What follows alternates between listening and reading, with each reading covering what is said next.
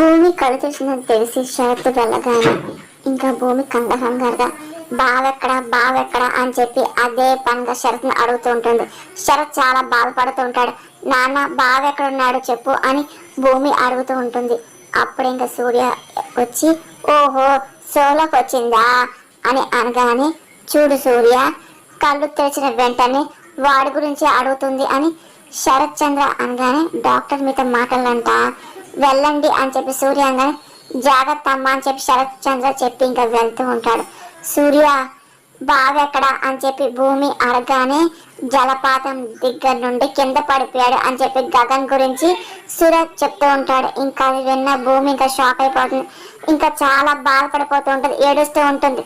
అంటే గగన్ ఇంకా లేడా అని చెప్పేసి భూమికి అర్థమవుతుంది. ఇంకా ఏడుస్తూ ఉంటుంది.